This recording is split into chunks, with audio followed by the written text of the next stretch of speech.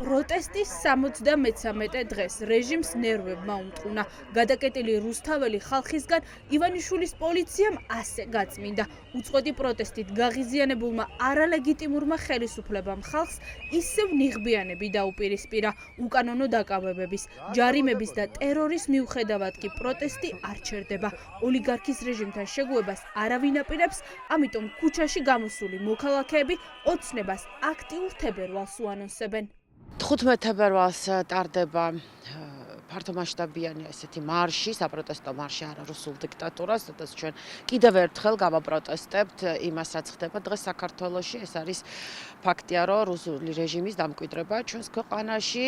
ხო, 18 თებერვალს ბევრმა იცის ალბათ, რომ ეს არის ბიძინა ივანიშვილის დაბადების დღე და ჩვენ კიდევ ერთხელ უნდა შევახსენოთ როგორც ბიძინა ივანიშვილს, ისე ქართულ ოცნებას, ისე ჩვენს თვით გამოცხადებულ ხელისუფლებას, რომ ჩვენ არ ვნებდებით. Ყველა აქვს ილუზია, რომ ეს ჯარიმები და სხვა მსგავსი ნაბიჯებით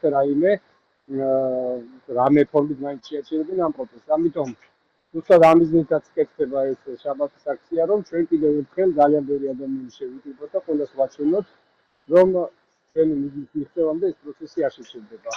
ოცნების რეპრესიული რეჟიმის საგანგებო მოქმედებაზე გადავიდა.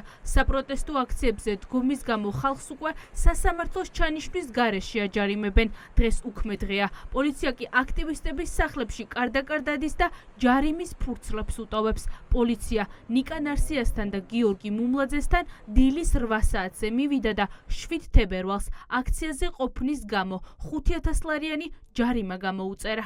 რეჟიმის პრაქტიკულად აგონიურ მდგომარეობას აჩვენებს ის ფაქტი, რომ კვირას დილით 8 საათზე დაგვადგა პოლიციად სპეცოპერაციით.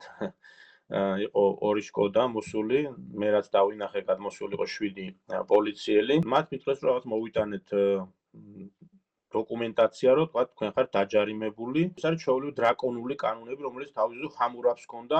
აი დაახლოებით ისეთი, რომ იმ პერიოდში ყოველგვარი რაღაცა განჯის გარეშე ადამიანების წამება და ადამიანების მოკდინება იყო დაშვებული. როგორც ჩანს, ვაჟა სირაძის მოთხოვნა სანქცირებულმა ვახტანგ გომელაურმა უკვე დააკმაყოფილა და საქართველოს ევროპული მომავლის მცველების სამაგალითოდ დასასჯელად პოლიციის უფროს დამხმარეები გამოუყო, ვინც კარდაკარივლის და ხალხს ჯარიმის ფურცლებს ჩამოურიგებს.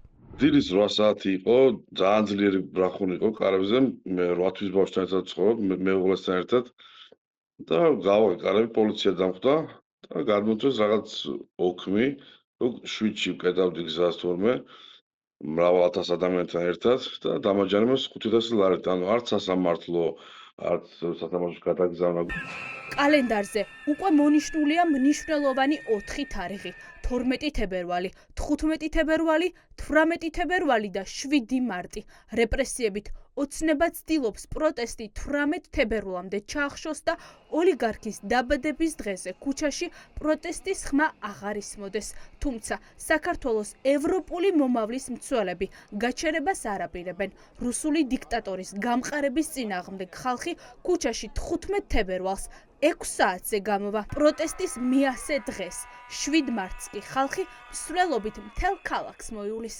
მათი მთავარი მიზანი არის ადამიანების დაშინება, ის რომ ასე ვთქვათ, მაქსიმალურად შეანელონ პროტესტი, რომელიც მათთვის ძალიან დიდი პრობლემაა და ძალიან მძიმე დაისახება ამ არალეგიტიმურ ხელისუფლებაზე. ყველაფერი რაც ისინი აკეთებენ, მიანიშნებს, რომ ძალიან მძიმე მდგომარეობაში არიან და პირიქით, ეხლა ჩვენ არ უნდა მივცეთ ამოსუნთქის საშუალება, მაქსიმალურად მშვიდობიანად, მაქსიმალურად მძლავრად უნდა გამოვხატოთ ჩვენი პროტესტი. უძლებელია, რომ აი ესეთი დაჟინებით რაღაცას ითხოვდე, არ ნებდებოდე და ვერ მიაღწიო საწადელს. ხვალიდან კი თბილისში პროტესტის ახალი ტალღა დაიწყება.